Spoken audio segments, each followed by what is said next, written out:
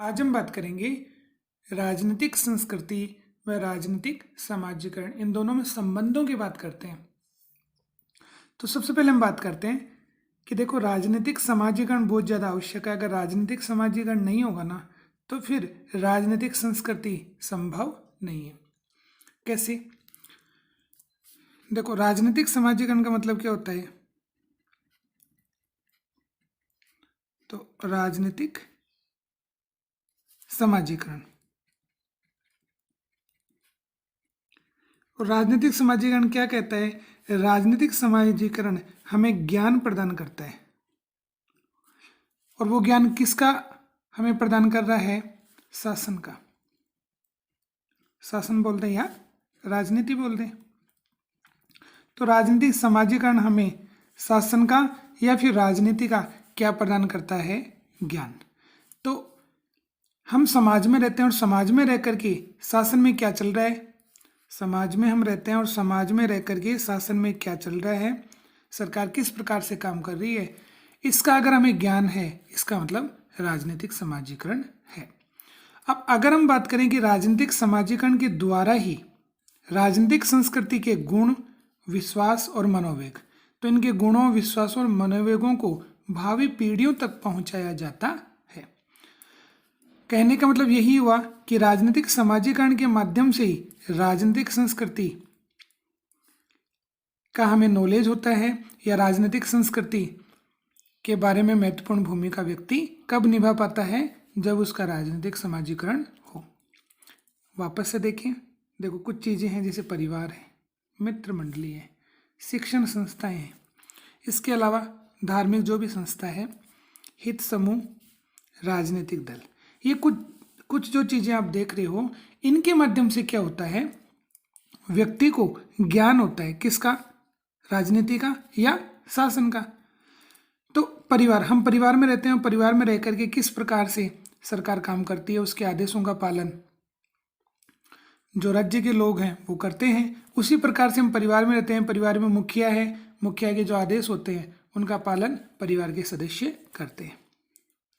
तो हमें एक प्रकार से जो शासन व्यवस्था उसकी जानकारी परिवार से मिली।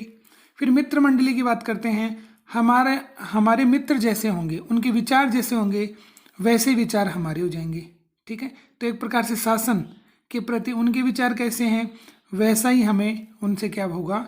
ज्ञान होगा, वैसे विचार हमारे हो जाएंगे। शिक्षण संस्था की बात करें तो जहाँ पर व्यक्ति पढ़ने के लिए जाता है, ज्ञानार्जन के लिए जाता है, उस शिक्षण संस्था की बात करें, उसमें जैसे गुरु है या टीचर है, उनके जैसे विचार होंगे, उनके विचारों के माध्यम से हमें शासन के बारे में जानकारी प्राप्त होगी। ऐसे ही धार्मिक संस्था हैं, वो धार्मिक संस्था शासन के प्रति किस प्रकार की सोच रखती है। ठीक है, तो ये धार्मिक संस्थाओं के माध्यम से हित समूह जो आर्थिक आधार पर गठित होते हैं, इनका उद्देश्य अपने हितों को पूरा करना होता है, तो ये भी अपने उद्देश्य के लिए शासन में महत्वपूर्ण भूमिका निभाते हैं। तो इनसे भी हमें राजनीति का ज्ञान होता है, और राजनीतिक दलों के माध्यम से तो हमें शासन के बारे में पता ही लगता है। तो ये जो सभी चीज़ें आप देख रहे हैं, ये हमें शासन क्या काम कर रहा है उसकी जानकारी प्रदान करते हैं।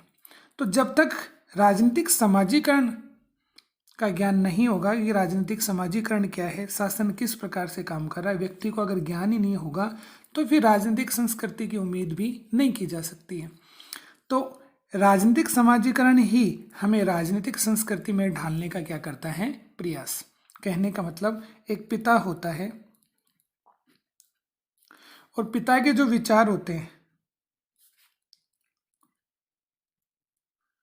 वो विचार उसके बेटे में चले जाते हैं। ठीक है, तो एक प्रकार से पिता का जो ज्ञान है, उस पिता के ज्ञान का फायदा किसको मिला? बेटे को मिला। तो ये राजनीतिक समाजीकरण है। तो राजनीतिक समाजीकरण में हम सीधी सीधी बात एक ही समझ लें कि राजनीतिक समाजीकरण हमें ज्ञान प्रदान करता है कि आखिर शासन में या राजनीति में क्या चल रहा है, और इसके बारे में हमें ये जो कुछ चीज़ें आप देख रहे हैं, ये हमें उसके बारे में बताती है। दूसरे बिंदु की अगर हम बात करें कि राजनीतिक संस्कृति और राजनीतिक समाजीकरण में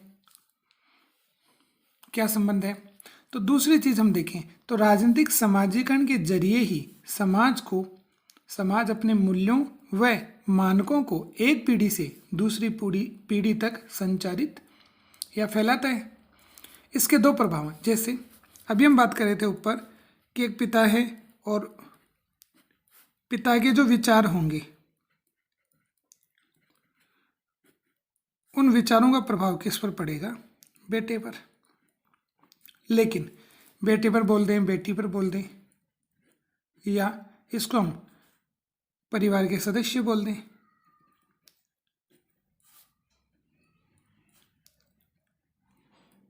तो यहाँ पर ये बात हुई कि परिवार का जो मुखिया होता है, पिता परिवार का मुखिया हो गया, तो परिवार के मुखिया के विचारों का प्रभाव परिवार के सदस्यों पर पड़ता है। अब जरूरी थोड़े कि जैसे मुखिया के विचार हों वैसे परिवार के सभी सदस्यों के विचार हों, ठीक है। तो यहाँ पर विचार दो भागों में बढ़ जाते हैं। परिवार के कुछ व्यक्ति ऐसे होते हैं जो पिता के विचारों को क्या कर लेते हैं? अपना लेते हैं।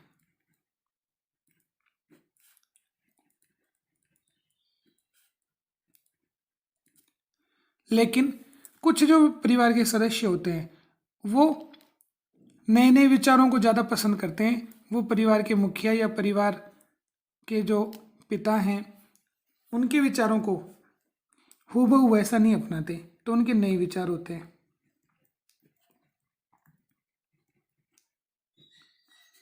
तो नए विचारों को क्या देते हैं? महत्व देते हैं। इसका मतलब यही हुआ कि जरूरी नहीं है कि एक परिवार के जितने भी सदस्य हों उनके राजनीति के प्रति जो विचार होंगे वो एक जैसे होंगे। तो कुछ तो हूबहू वैसे विचार रख लेते हैं जैसे कि उनके घर के बड़े सदस्यों के विचार होते हैं, लेकिन कुछ के विचारों में क्या जाता है? अंतर आ जाता है। तो यही इसके क्या हैं? दो प्रभाव। तो इस प्रकार से राजनीतिक समाजीकरण जो है वो राजनीतिक स्थिरता को बढ़ावा देता है। कहने का मतलब अगर हमें राजनीतिक समाजीकरण का मतलब है कि हमें शासन का ज्ञान ही नहीं होगा, ठीक है, तो फिर हमारी भूमिका शासन में नहीं हो सकती, और जब भूमिका नहीं होगी तो शासन स्थिर भी नहीं होगा। इसलिए व्यक्ति को जब राजनीति का ज्ञान होगा तो वो शासन में अपनी महत्वपूर्ण भूमिका निभाएगा। उससे शासन को क्या प्राप्त होगी? स्थिरता प्राप्त होगी। तो इस प्रकार से आज हमने दोनों का क्या देखा? संबंध देखा।